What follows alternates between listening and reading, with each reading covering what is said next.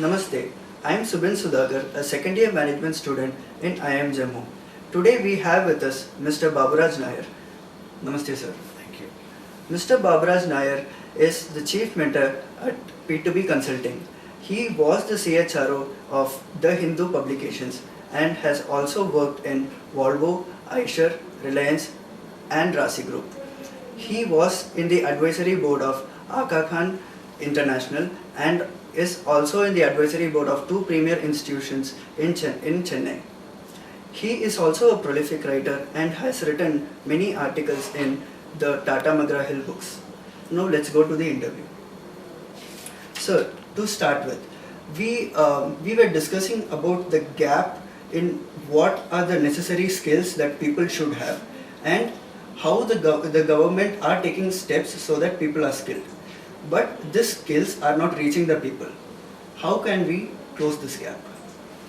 No, first of all, the government is taking lot of measures in doing this.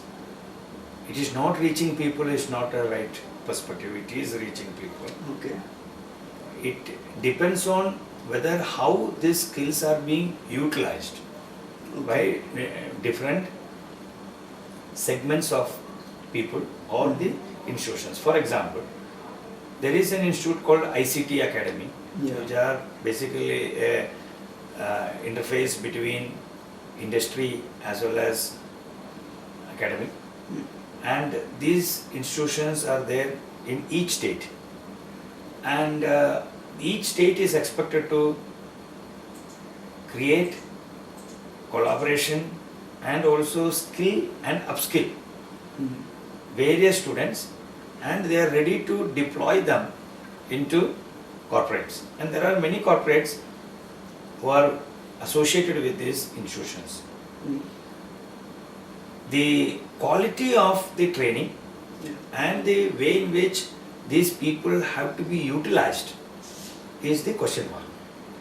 But in some states, like in Chennai, the ICT Academy is doing a fairly good job. Similarly, like there are many institutions like that. Recently I came to know there is a group of people from a very big multinational tech company. They are now trying to look at specifically on a high-end technologies like cloud and cloud computing and data science and data engineering type of people, train them and make them available for the high-end technology companies. Okay. So connecting to them and reaching out is critical. So do you think there is a gap in counseling, so where people can come and approach to know that yes, this is where I belong to? More than counseling, the parents need to be reached out, because you look at how many engineers are becoming now not being unemployed. Yeah. Okay, being unemployed means their employability skills are not there. That is only reason. Yeah. So when we are talking about employability, and if it is not only engineering. If you look at chartered accountants, if you look at it, MBAs, all these functions, the students are taking it up and moving. There are chartered accountants, after doing chartered accountancy, going and doing hotel management. There are hotel management people who are becoming into journalists. The issue of clarity. So some of them are doing something as far as the language of English, and there is a ability to get it, and once you get established in that role, then you grow. So the importance is that whether everybody need to be an engineer.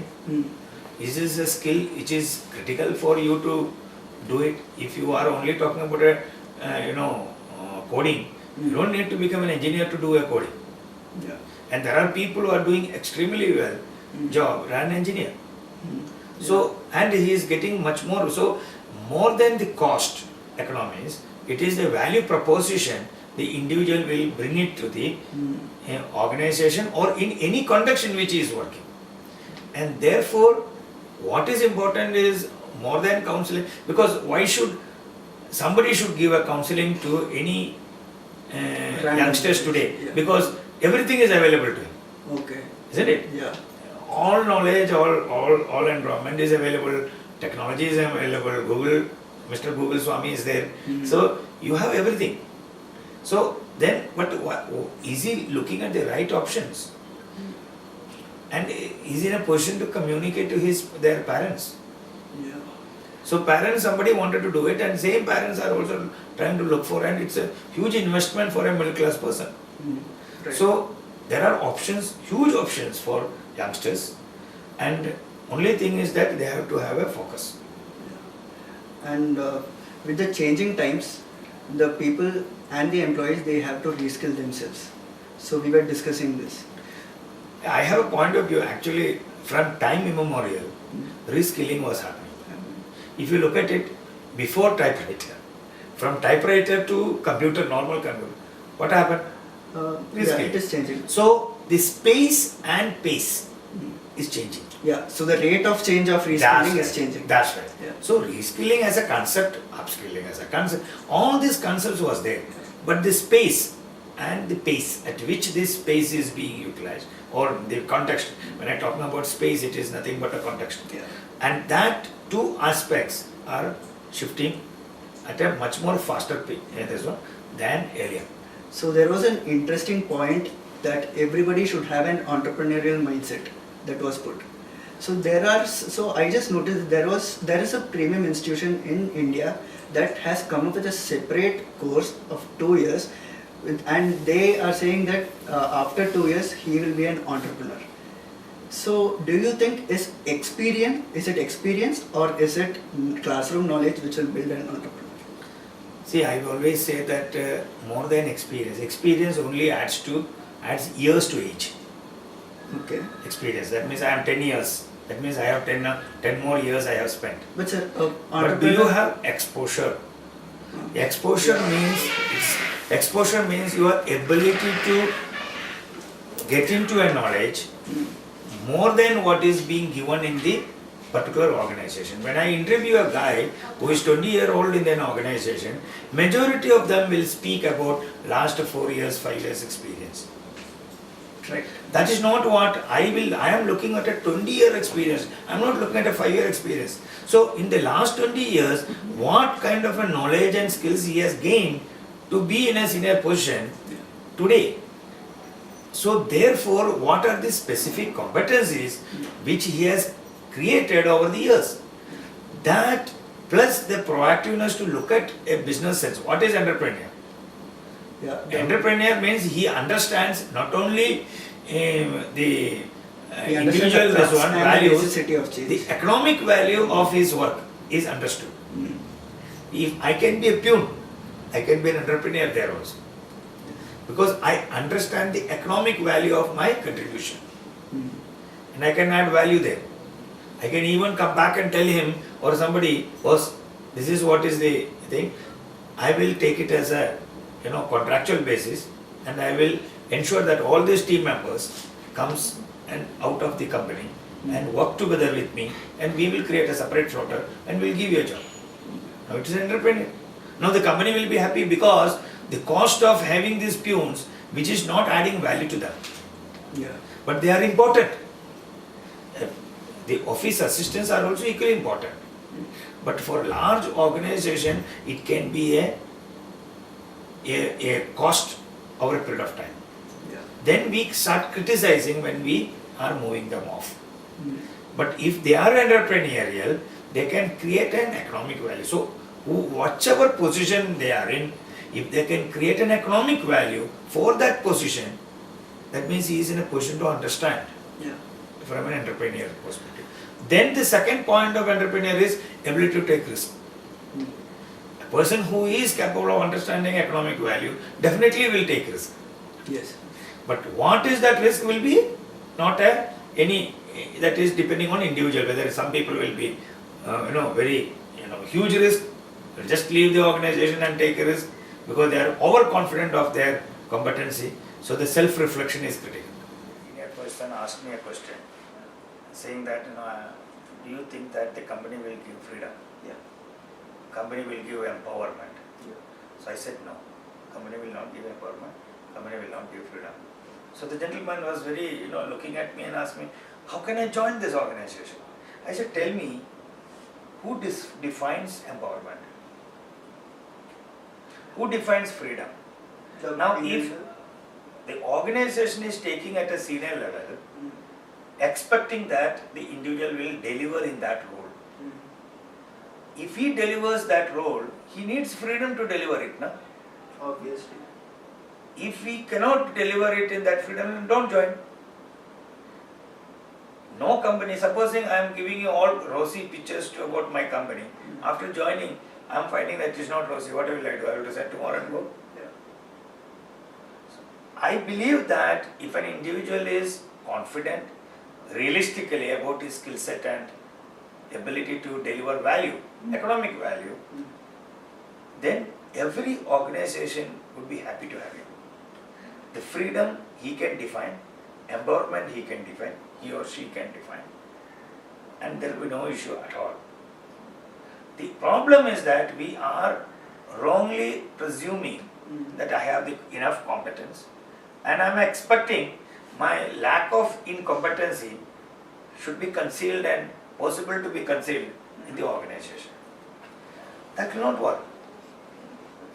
If I don't give a solution to my MD or my chairman, You have to deliver. I have to deliver. Then I will say I have the freedom. What? No. The other way around, MD has the freedom. I was talking MD does not have a freedom. freedom to take the risk. Freedom to take the risk will not come until you are ready to take the decisions.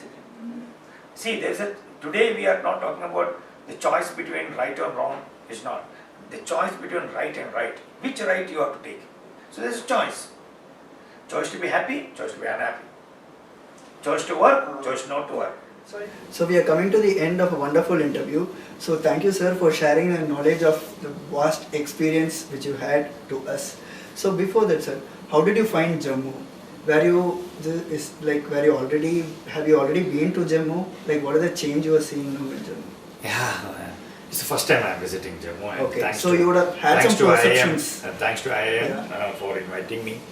And it was a pleasant experience for the last 2 days I am here. And quite hot, it was not Okay. expected. But the people of Jammu, I found that very, very accommodative, Hmm. peaceful, Peaceful.